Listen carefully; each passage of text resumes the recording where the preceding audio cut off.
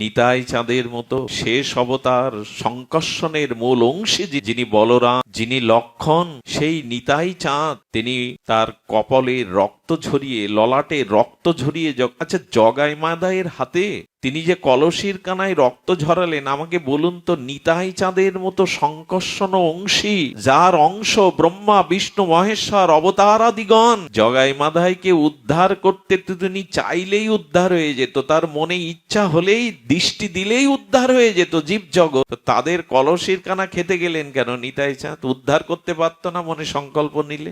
জগৎ তরাতে পারে নিতাই। জীবের সামনে দৃষ্টান্ত রেখে গেলেন, শোনো আমি লক্ষণ, আমি বলরাম, আমি শেষ অবতার, তবু এই যুগে আমি করুণা নিয়ে এসেছি। অক্রোধ পরমানন্দ, অভিমান শূন্য, অক্রোধ শূন্য নিতাই চাঁদ দয়ার সাগর হেসে বললেন, তোমাদের মতো জগাই মাদাইকে উদ্ধার বা প্রেম দানের জন্য যদি রক্তও ঝরাতে হয় আমি রাজি আছি, রক্ত ঝরিয়েও আমি তোমাদের কল্যাণ করব। এত বড় করুণা কোন যুগে, কোন ভাগবতের অবতারে আছে? নিজের শোণিত ঝরিয়ে জীবকুলকে দৃষ্টান্ত দিলেন, ওগো আগামী দিনের সনাতনীরা দেখো, আমি এবার অসুরত্বকে নাশ করতে এসেছি, অসুরকে নয়। কারণ নাশ করবেন কি করে? রক্ত বীজের কথা মনে আছে আপনাদের? অসুরেরা আশীর্বাদ নিয়েছিল, কেউ যদি আমাদের কেটেও দেয় মুন্ড, আমাদের এক ফোঁটা রক্ত যদি মাটিতে পড়ে, ওর থেকে আরো হাজার হাজার অসুর জন্মাবে, তো এদের বিনাশ করবেন কি করে? রক্ত বীজ এক ফোঁটা থেকে হাজার হাজার জন্মাবে। বর্তমান যুগে এই জন্য লক্ষ্য করবেন, নিতাই চাঁদে মহাপ্রভুর পার্শ্বদগণের যে করুণা, সেই করুণার আশ্রয়, সেই করুণার নিলয়ে আমাদের আশ্রিত হতে হবে। বারবার ওই এক কথাই বলছি, ভগবত চরণে শরণাগতি নিতে হবে। এটা শরণাগতির যুগ, এটা সংকীর্তনের যুগ, এটা করুণার যুগ, কৃপার যুগ। এবে অস্ত্র না ধরিলা, প্রাণে কারো না মারিলা, চিত্ত শুদ্ধি করিল সবারে। কম কথা, হরি বলি বাহু তুলি, প্রেম দৃষ্টি চাই, করিয়া কলমশ নাশ প্রেমেতে ভাষায়। এই তো শ্রীকৃষ্ণ চৈতন্য মহাপ্রভুর অবদান। রাম আদি অবতারে ক্রোধে নানা অস্ত্র ধরে অসুরেরে করিল সংহারে। এবে অস্ত্র না ধরিলা, প্রাণে কারো না মারিলা, চিত্ত শুদ্ধি করিল সবারে। রাম আদি অবতারে, কৃষ্ণ আদি অবতারে অসুর বিনাশ করেছেন। লঙ্কার যুদ্ধ, কুরুক্ষেত্রের যুদ্ধ অবশ্যম্ভাবী হয়ে উঠেছিল, কিন্তু সেই করুণা ঘনমূর্তিতে কলিতে এসে বললেন, এবে অস্ত্র না ধরিলা, প্রাণে কারো না মারিলা, চিত্ত শুদ্ধি করিল সবারে। সকলের চিত্ত শুদ্ধ করেছেন হরিনাম দিয়ে, প্রেম দিয়ে, অকাতরে করুণা বাড়ি দিয়ে। সবাই, আরে মহাপ্রভু শ্রীকৃষ্ণ চৈতন্য যাচ্ছেন, একদল মাতাল আর প্রভুকে দেখে উপহাস করতে করতে বলছেন, এই শোন, আরে এই যে গোরা, এই যে নিমাই, এর একটা জিনিস ভালো লাগে, ওর নাচটা বড় মধুর লাগে, ওর নৃত্যটা বড় মধুর লাগে, আয় না ওর পেছনে লাগে, এই নিমাই আমাদের নৃত্য করে দেখাও। স্বয়ং ভগবানকে মধ্য মাতালরা রাস্তায় পেয়ে এরকম বলছে, আছে ভগবান এরকম মেনে নিয়েছে, আরে তোমার নৃত্যটা ভালো লাগে, হাত পা বেঁকিয়ে আমাদের একটু নাচ দেখে আনন্দ দাও। শ্রীমান মহাপ্রভু নৃত্য করতে শুরু করলেন। রাধা ভাবদ্যুতি গৌরচন্দ্রের পরম নৃত্য দেখে একে তো ওরা মদ খেয়ে মাতোয়ারা ছিল, তাতে মহাপ্রভুর নিত্য নেওয়ার ভাবদশা দেখে ওরাও হাত তুলে মহরুর সাথে নাচতে লাগলো, ওরাও প্রভুর সাথে হরিনাম করতে লাগলো। এটা অযাচিত করুণা, আবেশ নিয়েছেন মহাপ্রভু।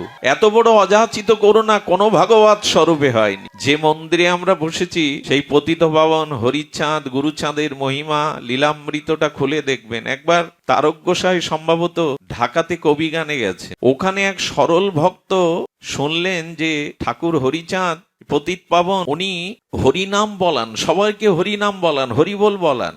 ওরা একটা ময়না পাখি কিনেছিল, পাখিটা প্রভুকে উপহার দেব। প্রভুর সামনে ও যখন হরিবোল হরিবোল বলবে, প্রভুর বড় আনন্দ হবে, তার সুখের জন্য ময়নাটা কিনেছে। গ্রামের সহজ সরল লোক তার ভগ্নীকে এসে বলছে, খাঁচা তো পাইনি, তো এটা রেখে দাও, কালকে ওড়াখান্দি ঠাকুরের কাছে গিয়ে ঠাকুরকে উপহার দেব পাখি। অবলা সরলা তার ভগ্নি করেছে, একটা হাড়ির মধ্যে রেখে সরা দিয়ে ঢেকে দিয়ে। অক্সিজেনের অভাবে পাখিটা মারা গেছে। সকালে ওইটি কি ক্রন্দন, সহজ সরল বোঝে নাই পাখি উড়ে যাবে ঢাকনা দিয়ে। ভাই বোন মিলে রোদন করছে, করতে করতে ভাই বলছে, দেখ হরিনামে মৃত জীবন ফিরে পায়, শুনেছি হরিনাম অমৃত সুধা, সঞ্জীবনী সুধা, চল আমরা ঠাকুরের কাছে নিয়ে যাই। পাখিটাকে ঠাকুরের সামনে রেখে সেই সহজ সরল ভাই বোন ক্রন্দন করছে, ঠাকুর তোমার জন্যই পাখিটাকে এনেছিলাম, কিন্তু নিজেদের ভুলে অবুঝতায় পাখিটা মারা। পাখিটার সামনের দিকে তাকিয়ে ঠাকুর করুণার দৃষ্টিতে বলছেন হরিবল হরিবল।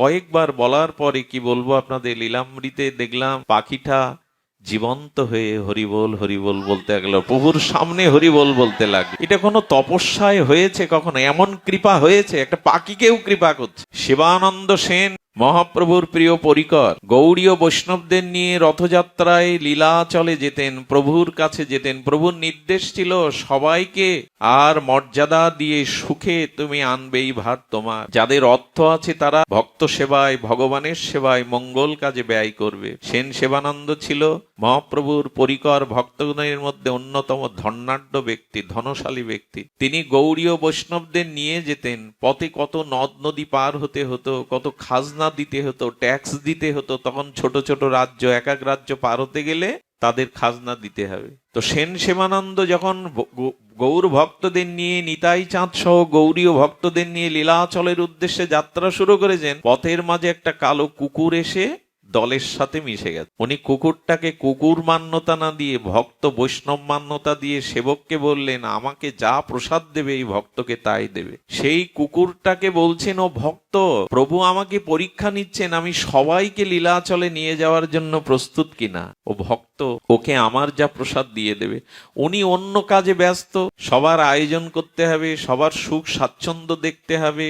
এই দেখতে দেখতে সন্ধ্যায় এসে বলছেন, ভক্তটাকে প্রসাদ দিয়েছো? সেবককে বললেন, বলে মনে নেই কুকুরটাকে দিতে। সেই দিন উনিও উপবাস থাকলেন। আমি ব্যর্থ হয়েছি মহাপ্রভু, তুমি সবাইকে আনতে বলেছিলে তোমার চরণে, আমি মান্যতা দিতে পারিনি। কাঁদছেন, নিজেও উপবাস থাকলেন। মহাপ্রভুর ভক্তগণেরও কৃপা দেখুন, এই যুগের মহিমাটা দেখুন, করুণাটা দেখুন। উনি বললেন, আমাকে যা প্রসাদ দেবে তাই দেবে। সামনে গিয়ে উড়িষ্যার একটা নদী পার হতে গিয়ে উড়িয়া সেই নাবিক বলছেন, আমি কুকুর নৌকাতে তুলি না, খেয়াতে তুলি। শিবানন্দ হাত জোর করে বললেন, আমি পার হব না, আগে ভক্ত পার হবে, তারপরে আমরা পার হব। এত বড় করুণা কার আছে?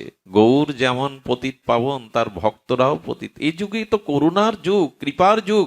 করুণায় অবতীর্ণ কলৌ। সুধীজন, কুকুরটাকে পার করার জন্য 10টা মানুষের কড়ি, ওকে পার করার জন্য 10 জনের কড়ি দিয়ে দিলেন, পার করো। ওপারে গিয়ে দেখে কুকুরটা আর নাই। আমার কোনো অপরাধে হয়তো আমাকে ত্যাগ করে চলে। এই অনুশোচনায় ভুগতে ভুগতে লীলাচলে যখন পৌঁছালেন, দেখলেন মহাপ্রভুর সামনে সেই ভক্ত কুকুরটার। কিভাবে যান? প্রভু জগন্নাথের নারিকেলের শ্বাসের প্রসাদ পাচ্ছেন আর ওকে ছুঁড়ে ছুঁড়ে দিচ্ছেন। শুধু দিচ্ছেন না, একবার প্রসাদ দিচ্ছেন আর মহাপ্রভু ভাবাবেশে বলছেন, একবার কৃষ্ণ কহ। একবার। এরকম করুণা কোন ইতিহাসে, কোন শাস্ত্রে পাওয়া যায় না। একটা কুকুরকে সামনে পেয়ে প্রভু প্রসাদ দিচ্ছেন আর বলছেন কৃষ্ণ কহ। যেই প্রভু বলছেন, দেখুন মানুষেরই হাত আছে, অন্য প্রাণীরা চতুষ্পদ বিশিষ্ট, অন্য প্রাণীদের হাত নেই, তারা পা দিয়েই হাতের কাজ করে।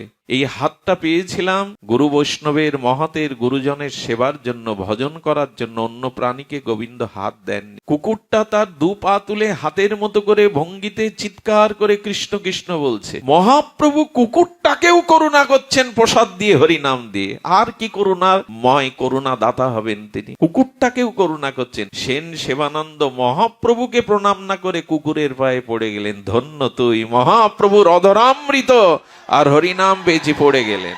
মহাপ্রভুর এই হলো মহা অবদান, কেউ বাদ যায়নি, কেহ বাদ যায়নি। করুণায় অবতীর্ণ কল, সমর্পয়ত উন্নত উজ্জ্বল, সভক্তি রসশ্রিয়ং। ব্রহ্মাদিরও যে রস পায়নি, মহাপ্রভু সেই হরিনামের মধ্যে, প্রেম দানের মধ্যে জীবকে তাই দিলেন। মানুষের কি কথা, পশুকেও তিনি প্রেম দিচ্ছেন। হিংস্র জীব জন্তুকেও, বনের ব্যাঘ্রকে, সর্পকে, হরিণকে পর্যন্ত মহাপ্রভু প্রেম দান করেছেন। ঝাড়িখঞ্জের পথে, ঝাড়িখণ্ডের জঙ্গলে, বনপথে প্রভু পাথরকে গলিয়েছেন হরিনাম দিয়ে। এ তো সকলের জানা। এই জন্য এই যুগ প্রেমের যুগ। যদি বলেন তাহলে এত যুদ্ধ কেন, এত রক্তক্ষয় কেন, পৃথিবীতে এত অস্ত্রের ঝঞ্ঝানানি কেন? এর একটাই কারণ, প্রেম শূন্য পৃথিবী আজ ধ্বংস হতে বসেছে। শুধু প্রেম নাই, হিংসা দিয়ে হিংসাকে জয় করা যায় না। অস্ত্র দিয়ে জগতে কখনো প্রেম আসেনি। আপনি জয়ী হতে পারেন, ভূখণ্ড দখল করতে পারেন, দুর্বলের উপর অত্যাচার করতে পারেন সামরিক শক্তির দ্বারা, কিন্তু শান্তি আপনি পাবেন না। ছোট্ট একটা কথা আপনাদের বলি, আমেরিকা ইরাক দখল করার পরে শান্তি পেয়েছে বলে ইতিহাস বলেনি, শেষে চলে যেতে হয়েছে তাদের। মধ্যপ্রাচ্য ইরাক দখল করে আমেরিকা শান্তি পায়নি। অস্ত্রের দ্বারা শান্তি হলে মহাপ্রভু অস্ত্র হাতে তুলে নিতেন, তিনি স্বয়ং ভগবান। প্রেম অবতারে, করুণার অবতারে ওনারা এসেছেন।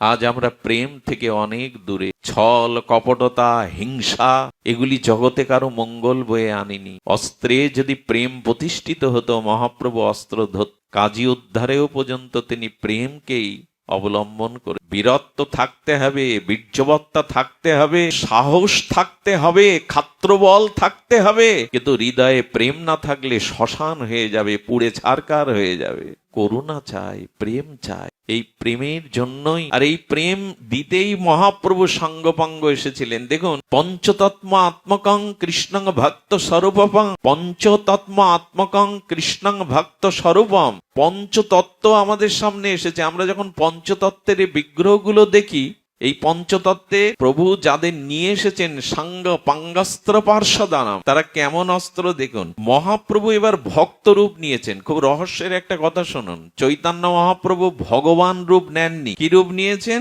ভক্ত রূপ। আচ্ছা, ভগবান ভক্ত হতে যাবে কেন? কোন দুঃখে ভগবান ভক্ত হবে একটু বলুন। ভগবান তো ভক্ত রূপেই আসবে, কিন্তু মহাপ্রভু ভগবান, স্বয়ং ভগবান কৃষ্ণই। আর দাপরের কানাই গৌর হয়ে তো এলেন, আর রাধা ভাবকান্তি নিয়ে এলেন, কিন্তু তিনি ভক্ত রূপ নিলেন। মহাপ্রভু কিন্তু ভগবান রূপে আসেননি, ভক্ত রূপে এসেছেন।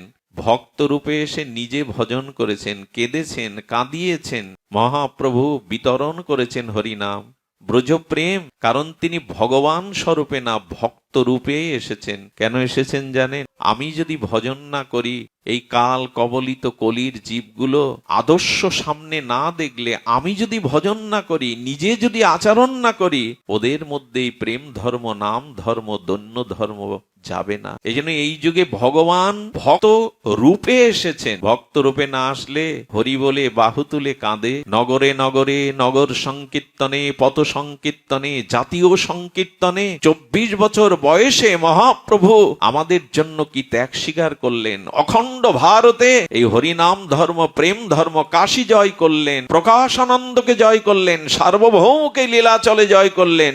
পাণ্ডিত্যের মুখে তিনি ভক্তির বাণী বলালেন। যারা বেদ পাঠ করত, পাণ্ডিত্যে যারা বিজিত ছিল, ব্রহ্মজ্ঞানী ছিল, তাদেরকেও নাচালেন, গাওয়ালেন, হরিনাম বলে তাদের ধুলায় গড়াগড়ি দেয়ালেন। কেন করলেন এটি? নিজে ভক্ত হয়ে আচরণ করছেন। এই যুগে আচরণ না করলে কেউ আপনার কথা নেবে না, মানবে না। বড় বড় কথা বলে কোনো লাভ নেই। অনেক দুষ্ট, অনেক শয়তান মানুষেরও স্মৃতিশক্তি থাকে, তারা 16 হাজার হাজার মুখস্থ করে বলতে পারে ঘন্টার পর ঘন্টা। তাতে কি হবে? তুমি যদি আচরণশীল না হও, তোমার কথা কেউ নেবে না, মানবে না।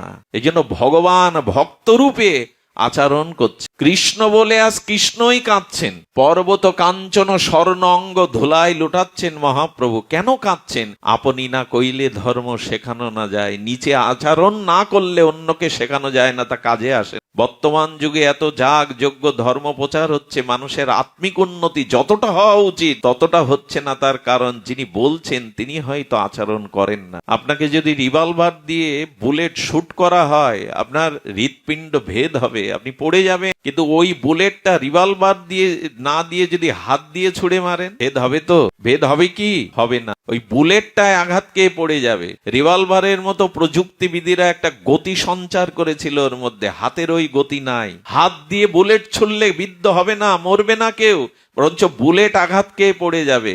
রিভলভার দিয়ে শুট করতে হবে। তা যিনি নিজে ভক্ত আচরণ করেন, ভক্তির আচরণ করেন, যাজন করেন, তার কথার মধ্যে, তার প্রচারের মধ্যেই লোকের লোককল্যাণের শক্তি নিহিত থাকে। নিজে আচরণ না করলে ও কথা কেউ মানবে না। হয়তো 2-4 ঘন্টা মানুষকে মোহিত করা যায়, তাতে কাজ হবে না। এই জন্য ভগবান এবার ভক্ত রূপে এসে আচরণ করছেন। দৈন্য কাকে বলে, প্রেম কাকে বলে, করুণা কাকে বলে, নিজে আচরণ। বর্তমান যুগ কিন্তু আচরণের যুগ। আচরণ না করলে দুদিন পরে পথ হারিয়ে ফেলবেন। হঠাৎ করে বিজ্ঞাপনের দ্বারা মানুষকে মোহিত করে লাভ হবে না। আপনি না কইলে ধর্ম শেখানো না যায়। আপনি আচরণ করে জীবকে শেখাচ্ছেন মহাপ্রভু। এই জন্য মহাপ্রভু ভক্তরূপে এসেছেন। ভক্তরূপে না আসলে আমরা ভজন মহাপ্রভু দৈন্য প্রধান, প্রেম প্রধান, কারুণ্য প্রধান এটা উপলব্ধি করতে পারতাম না। প্রভু নিজে ভগবান হয়ে বৈষ্ণব সেবা করছেন। বৈষ্ণবদের কাপড়গুলো রোদ্দুরে কেচে শুকাতে দিতেন, ওগুলো ভাঁজ করে আবার বৈষ্ণবদের ঘরে রেখে আসতেন। মহাপ্রভু এসব আচরণ ভক্তদের জন্য করেছে। নিজে ভক্ত আবেশ নিয়ে তিনি আচরণ করেছেন। এই জন্য এই যুগে যদি আচরণ না করেন, নিজের স্বীয় জীবনে যদি ভক্তি ধর্ম, দৈন্য ধর্ম, প্রেম ধর্ম গ্রহণ না, আচরণ না করেন, তাহলে আপনার দ্বারা জগৎ কল্যাণ হতে পারেন। এই জন্য ভগবান আজ ভক্ত রূপে এসেছেন। আর একটা কারণ আছে, এটা মুখ্য কারণ, এটা অন্তরঙ্গ কারণ। কারণটা কেমন জানেন?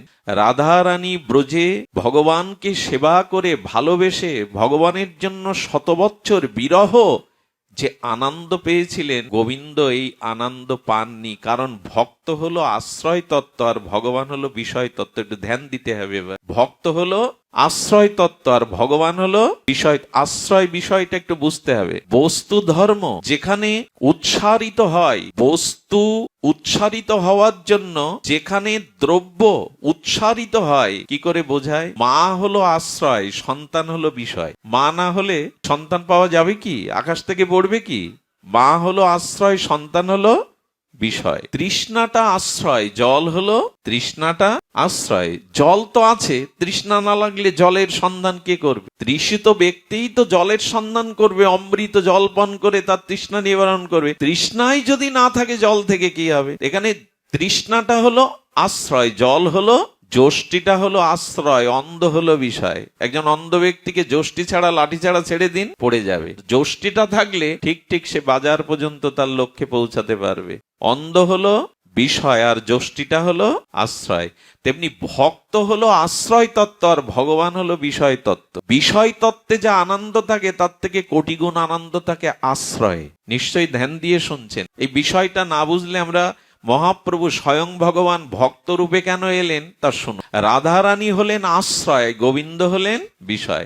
রাধারানী গোবিন্দকে মন প্রাণ জীবন যৌবন সর্বস্ব দিয়ে তাকে ভজন করে তার জন্য শতবৎসর বিরহ তাপে তিনি কি আনন্দ পেয়েছেন, এটা গোবিন্দের অনুভবে। কথাটি একটু যদি আমরা সাংকেতিক ভাবে দৃষ্টান্ত দ্বারা বোঝাই, 2 বছর পর বিশ্ববিদ্যালয়ের পড়ুয়া সন্তান বাড়িতে এসছে, মায়ের কাছে এসছে। এখন মা তার প্রিয় আস্বাদ্য বস্তুগুলো জানে, সন্তান কি খেতে ভালোবাসে, সব উপচারগুলো রন্ধন করে মা অপেক্ষা করছে খোকাকে নিজের হাতে পাওয়াবো। এখন রাত 9টা 10টা 11টা বেজে যাচ্ছে, সন্তান আসছে না। পাতা পড়লেই মনে হচ্ছে ওই বুঝি খোকা আসছে। বারবার রাস্তার দিকে তাকা, চিন্তায় মুখটা শুকিয়ে গেছে। রাত 12টা 1টা বেজে গেল, মার তো চোখে জল, মা কষ্ট এবং প্রতীক্ষার প্রহর গুনছে। হঠাৎ সন্তানের মা কেঁদে ফেলেছে। কোথায় গিয়েছিলি? তোর জন্য আমি ঘুমাইনি, পাইচারি করছি, কত উৎকণ্ঠিত, কোথায় গিয়েছিল? এই ভাব যে মার হতে পারে সন্তানের জানা ছিল না। বন্ধু বান্ধব পেয়েছে, বহুদিন পরে বাড়ি এসেছে, ভুলে আছে বন্ধু বান্ধব নিয়ে আড্ডা। মা তোমার এমন হচ্ছে কেন? আচ্ছা মা, আমি ঘরে ফিরতে, আমি কি ছোট আছি, বড় হয়েছি? বন্ধু বান্ধবের সাথে একটু আড্ডা দিচ্ছিলাম, তোমার কেমন হচ্ছিল? আমি না ফেরা দেখে তোমার হৃদয়ে আমার জন্য কেমন উৎকণ্ঠা হচ্ছিল বলো তো?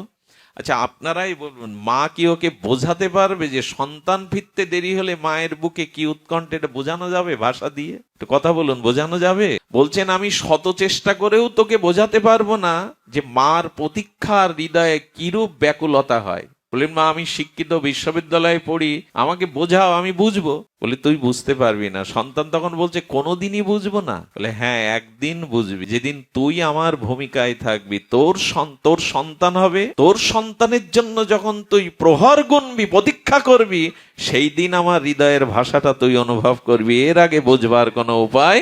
এজন্য শাস্ত্র বলছেন বিষয়ের মধ্যে, বিষয়ের থেকে শতকোটি গুণ আশ্রয়ে হলো আনন্দ। গোবিন্দ তখন চিন্তা করলেন, আমি যদি ভক্ত না হই, রাধারানী ভক্ত স্বরূপ, আমি যদি ভক্ত না হই, তাহলে ভগবানকে আস্বাদন করে সাধন ভজন করে ভগবানের জন্য দুপটা প্রেমশ্রু বিসর্জন দিয়ে কি সুখ, এটা তো আমার পাওয়া হয়। গোবিন্দের তখন মনে লোভ জাগলো, ক্ষোভ জাগলো, আমাকে তবে ভক্ত হতে হবে। ভক্ত হয়ে ভজন করে, প্রেম আস্বাদন করে আনন্দ উপলব্ধি করতে হবে। গোবিন্দ তখন গীতা, ভাগবত সব শাস্ত্রদের ডেকে বললেন কি, আমি ভগবান, তোমরাই শাস্ত্রে প্রতিপাদন করেছে, কিন্তু আমি ভক্ত হব কি করে আমাকে জানাও। ভগবান নিখিল শাস্ত্রকে, বেদাদি শ্রুতি স্মৃতি শাস্ত্রকে বলছেন আমি ভক্ত রূপ নেব, ভক্ত কিভাবে হতে হবে আমাকে জানাও। ভগবান জানে না, কারণ উনি ভগবানের তত্ত্বে আছেন, ভক্তি তত্ত্বে এখনো আসেন।